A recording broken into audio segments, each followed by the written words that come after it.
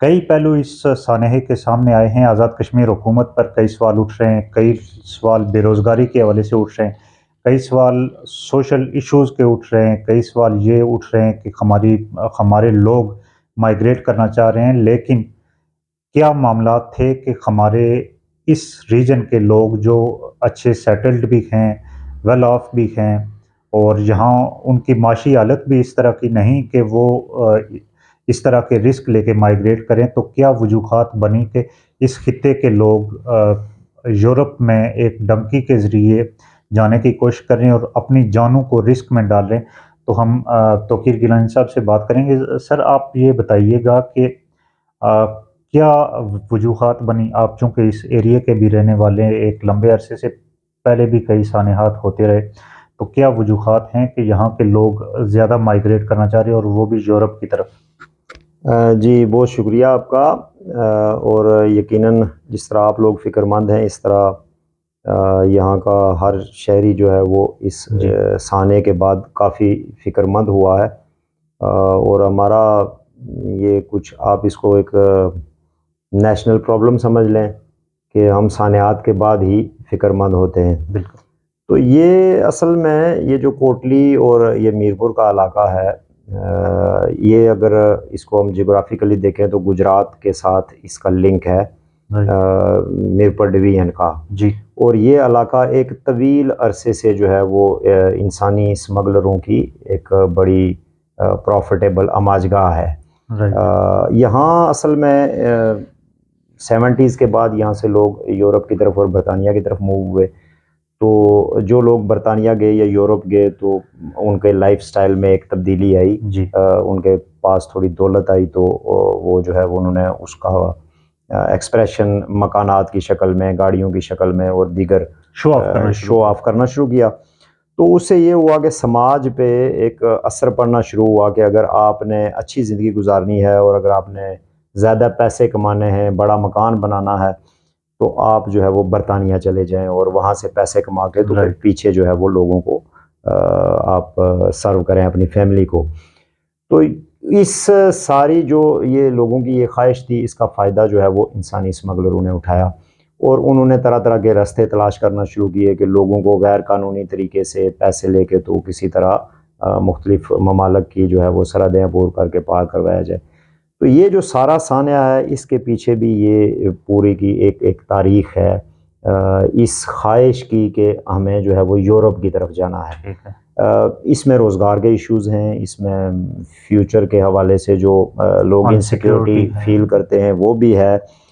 लेकिन जो इसमें मेन मसला है, जो हमने ऑब्ज़र्व किया है इस पिछले सारे अरसे में, वो नौजवानों की एक बहुत बड़ी तादाद जो है वो यूरोप जाना चाह रही है और वहाँ जाके सेटल होना चाह रही है और वहाँ के लाइफ़स्टाइल से और वहाँ के आने वाले पैसों से ये थोड़े से मुतासर नज़र आते हैं हमारे लोग।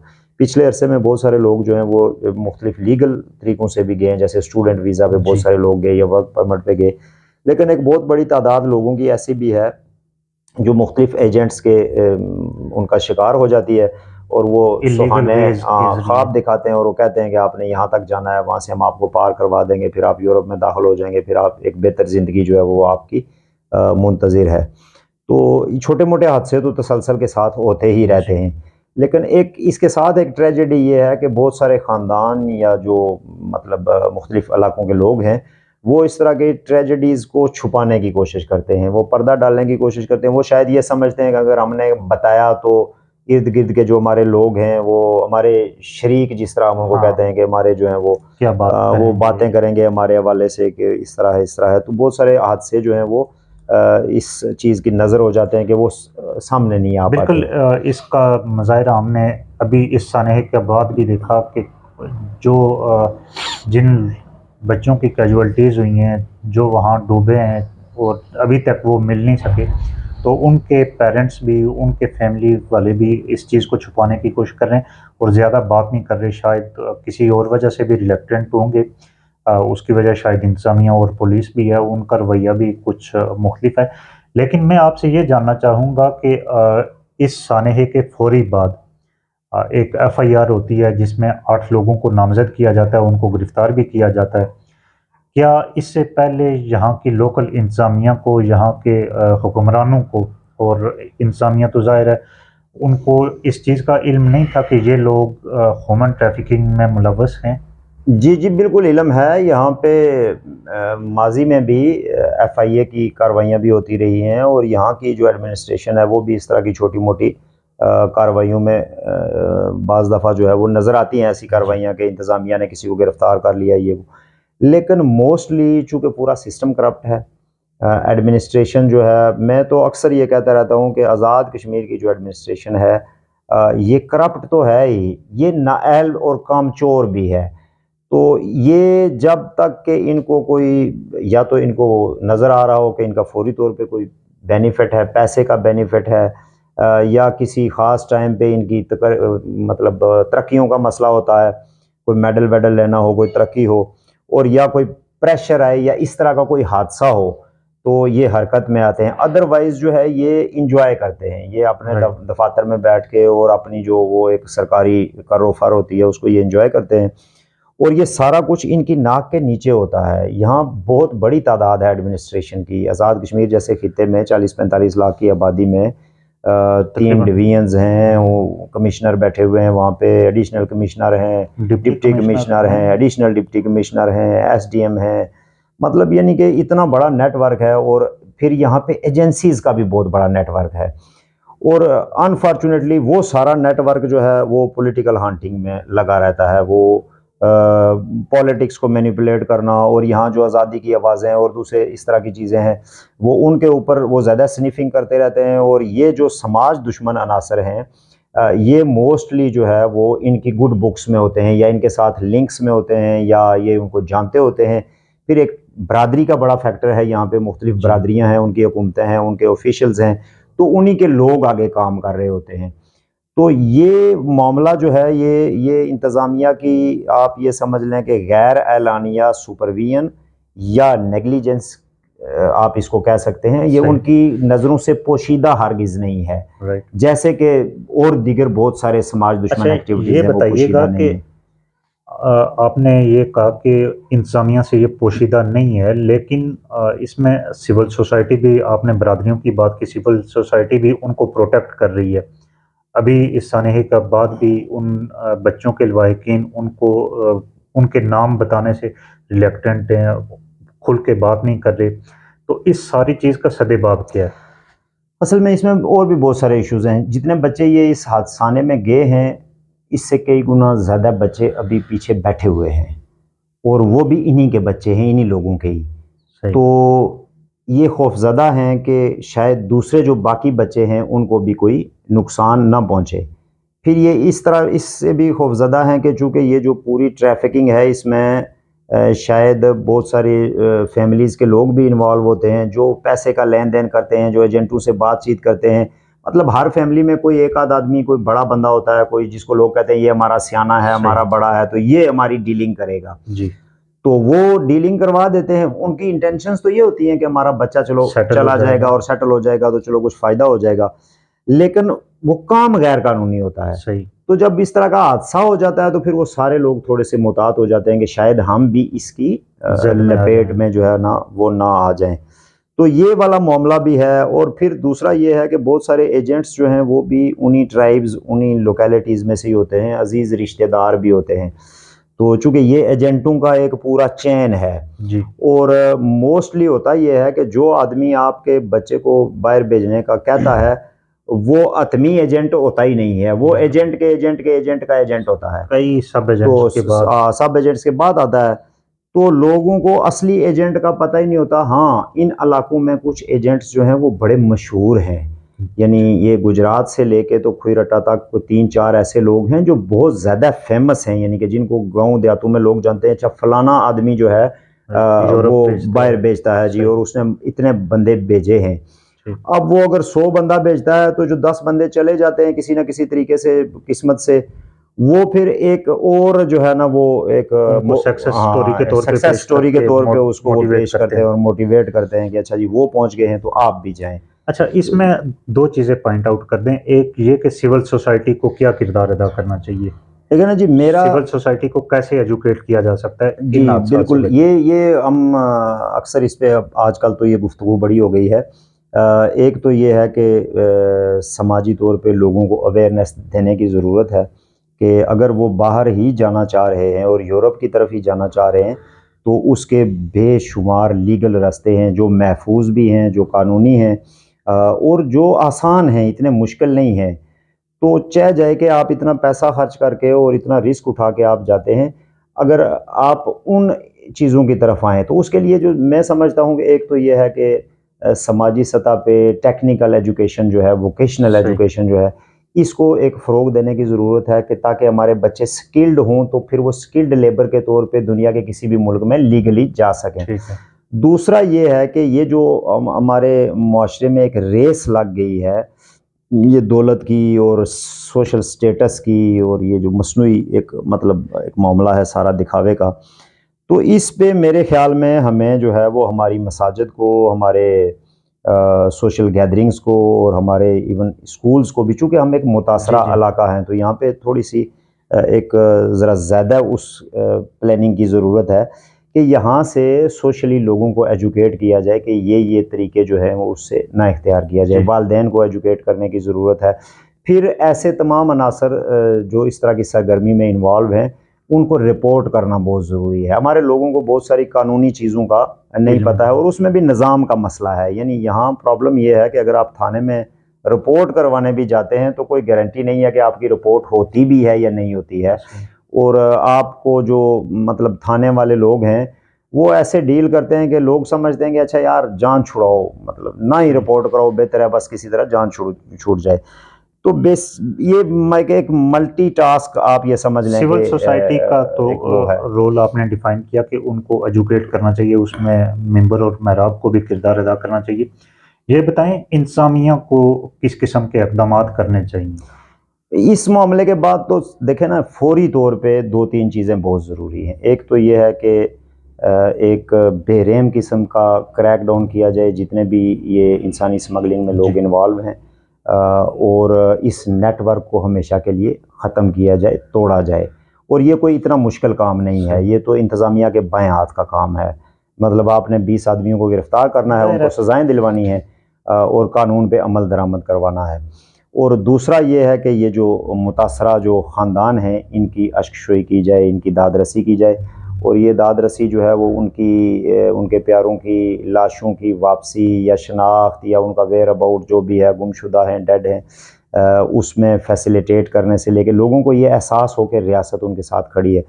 तो उससे लेके तो कुछ ऐसे मुतासरा ख़ानदान भी हैं कि जिनका ब्रेड एंड बटर जो है वो इन बच्चों के साथ वाबस्ता है, या जिन्होंने अपना सब कुछ दाँव पे लगा के तो ये बच्चे बाहर भेजे हैं। सारे खुशहाल ही नहीं हैं। ज़ाहिर है। तो उनकी देखभाल या उनकी कंपनसेट करना जो है, ये भी स्टेट का उसकी काम है। स्टेट का काम है।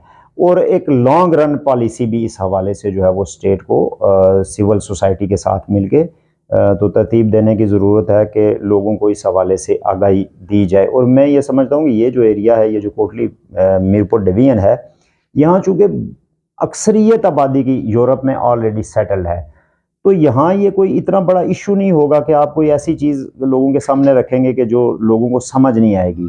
यहाँ लोगों को बहुत सारा समझ है, लेकिन लोगों को ट्रैप किया जाता है।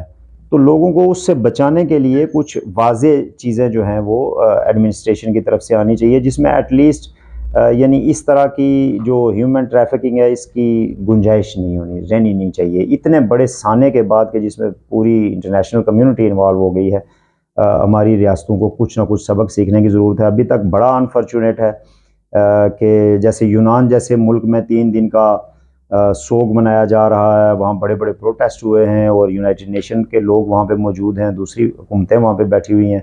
वहाँ पे ये पाकिस्तान की एडमिनिस्ट्रेशन या आज़ाद कश्मीर की एडमिनिस्ट्रेशन का जनरली ऐसे लगता है कि जैसे ये टस से मासी नहीं है। और अभी तक मैंने किसी बड़े ऑफिशियल की या ख़ासकर यहाँ की एडमिनिस्ट्रेशन जो है आज़ाद कश्मीर की, उनकी किसी की गुफ्तगू नहीं देखी इस बारे में कि उनको क्या कंसर्न है और क्या नहीं है।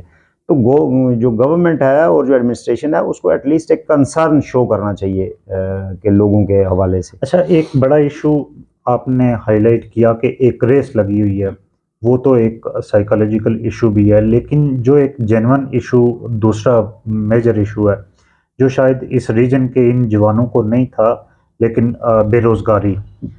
तो उसके लिए हुकूमत को किस किस्म की पॉलिसीज़ बनानी चाहिए, एज ए के गवर्नमेंट के हवाले से स्पेसिफिकली मैं बात करूँ? जी, जी, बिल्कुल, बिल्कुल। ये बहुत बड़ा इश्यू है और ये आप समझ लें कि इस सारे साने में और इस तरह के जो सानेयात हैं, उनमें एक मेजर कंट्रीब्यूशन है इसका। एक तो बड़ी ट्रेजेडी ये है ना कि हमारा बच्चा और हमारी बच्चियाँ पढ़ रही हैं और वो बहुत अच्छा पढ़ते हैं और अच्छी तालीम लेते हैं और उसके बाद वो मजबूर हैं कि वो यहाँ से निकल जाएँ। तो ब्रेन ड्रेन तो हर एक सोसाइटी के लिए मैं समझता हूँ कि बहुत ही ज़्यादा अलार्मिंग एक चीज़ होती है कि आपका जितना भी काबल दिमाग है वो सारे के सारा निकल जाए। एक तो ये एक मामला है कि इसको कैसे रोका जाए और दूसरा ये है कि इसको रोकने के लिए और बच्चों को रोज़गार देने के लिए यहाँ पे लोकल रोज़गार की ज़रूरत है। तो चूँकि ये इलाका आज़ाद नहीं है, इलाका जो है वो मतलब डिस्टर्ब है, डिस्प्यूटेड है। तो इस वजह से ये अब मसले जो हैं वो इनको एड्रेस नहीं किया जाता और यहाँ पे अगर आप देखें तो हमारे पास बहुत सारी ऐसी चीज़ें हैं जो हम यहाँ पे लोकली लोगों को रोज़गार दे सकते हैं, जिसमें इन दिनों में हमने देखा कि हमारे पास एक बहुत बड़ा टूरिज़्म पोटेंशियल है। लेकिन अनफॉर्चुनेटली हमारे जो तालीमी अदारे हैं वो जो लोग प्रोड्यूस कर रहे हैं वो मैच नहीं कर पा रहे लोकल मार्केट के साथ कि हमें ज़रूरत क्या है, कि हम क्या पैदा करें और हम पैदा क्या कर रहे हैं। तो हम किसी और मार्केट के लिए बच्चों को तैयार कर रहे हैं, तो जिसकी वजह से हमारे बच्चे जो हैं उन मार्केटों का रुख करते हैं। तो हमारी अपनी जैसे अगर आप टूरिज़्म को डेवलप करते हैं तो आप उसके साथ बहुत सारी जो एलाइड इंडस्ट्रीज़ हैं, होटल इंडस्ट्री जैसे जो हो गई, कैटरिंग इंडस्ट्री जैसे हो गई, उसके अलावा आजकल जो ये मतलब एक डिजिटल दौर है तो इसके साथ भी बहुत सारी गाइड्स वगैरह, टूर ऑपरेटर्स और मतलब यानी कि ट्रांसपोर्टर्स और ये सारा एक बड़ा मामला है और हमारी छोटी आबादी है। तो अगर हमारे लोग कराची से लेके तो दिल्ली तक होटल्स और रेस्टोरेंट में काम कर सकते हैं तो वो अपने इलाकों में भी कर सकते हैं। उसके अलावा हमारी जो मिनरल एक्सप्लोरेशन है वो है, हमारा जो हाइड्रो पावर का सेक्टर है उसमें हमारे लिए बहुत सारी चीज़ें हैं और फिर कॉटेज इंडस्ट्री, स्मॉल इंडस्ट्री जो है उसको फ़रोग़ देकर और ज़राअत को फ़रोग़ देकर, हॉर्टिकल्चर को फ़रोग़ देकर, सेरीकल्चर को जो हमारा ये जो रेशम का पैदा करने का एक बड़ा हमारा किसी दौर में कश्मीर बहुत ज़्यादा मशहूर था और आज भी उस पार के कश्मीर में बड़ा मजबूत महकमा है। तो ये कोई बहुत बड़ी इंडस्ट्रियलाइजेशन की ज़रूरत नहीं है इन इलाकों में। हमारे लोगों के रोज़गार के लिए यहाँ का जो मकामी जो एक पोटेंशियल है जियोग्राफिकल, उसको देखते हुए तो बहुत सारी छोटे स्केल की जो इंडस्ट्री है उसको फ़रोग़ देकर तो लोगों को यहाँ पे वो किया जा सकता है। मैं पिछले दिनों देख रहा था वहाँ पे दिल्ली में जो ये आम आदमी पार्टी की हुकूमत है, उन्होंने मैट्रिक लेवल से बच्चों को रोज़गार फ़राहम करना शुरू किया है। अब वो रोज़गार का तरीका ये है कि वो बच्चों को एक छोटी सी रकम देते हैं 20,000 रुपये और एक ग्रुप बनाते हैं 3 बच्चों का या 5 बच्चों का, तो उनको एक कोई काम करने को कहते हैं कि आप अपनी पढ़ाई के साथ साथ इन 20,000 में से कोई एक ऐसा काम स्टार्ट करें कि जो इनकम जनरेशन हो। तो वो सक्सेस स्टोरीज़ जो अरविंद केजरीवाल हैं वज़ीर आला, वो पिछले दिनों एक प्रोग्राम में सुना रहे थे कि इससे एक बड़ा जो है वो वहाँ पे तब्दीली आई है कि अब बहुत सारे लोग जो हैं वो पढ़ाई ख़त्म करने से पहले ही अपने लिए बारोज़गार हो गए हैं और वो चीज़ें बना रहे हैं, वो इन्वेंट कर रहे हैं इनफैक्ट मुख्तलिफ चीज़ें, छोटी-छोटी चीज़ें जो लोकल मार्केट में उनको काफ़ी पैसा दे रही हैं। तो इस तरह जो है वो अगर यहाँ की एजुकेशन सिस्टम में एक ऐसी तब्दीली लाई जाए कि आप एक ऐसी मैन पावर जो तैयार करें कि जो आपकी मकामी मार्केट को सपोर्ट करे और रोज़गार के लिए भी यहाँ पे वो एक्सप्लोर करे। तो इस पे इंटेंशंस की ज़रूरत है गवर्नमेंट की सतह पे। बहुत शुक्रिया। नाजरीन, जिस तरह तोकीर गिलानी साहब ने बताया कि उन बच्चों की इंटेंशंस सिर्फ रोज़गार का हुसूल नहीं थी, बल्कि उन बच्चों की इंटेंशन यहाँ के सोसाइटी के प्रेशर में जो एक दौड़ लगी है तरक्की की, जो एक अच्छे गाड़ी, अच्छे घर के चकाचौंध हमें नज़र आ रही है और फिर उसके साथ साथ यूरोप की जो एक दिल में ख्वाहिश पैदा होती है, वो सारी चीज़ें भी इस हादसे का सबब बनी हैं। ये सिर्फ रोज़गार का ही मसला नहीं है, लेकिन रोज़गार एक बुनियादी चीज़ है और उसके लिए हुकूमत को क्या इक़दामात करने चाहिए, उन पे भी डॉक्टर साहब ने गुफ्तगू फरमाई। तो अगले व्लॉग तक के लिए इजाज़त दीजिए। अल्लाह हाफ़िज़।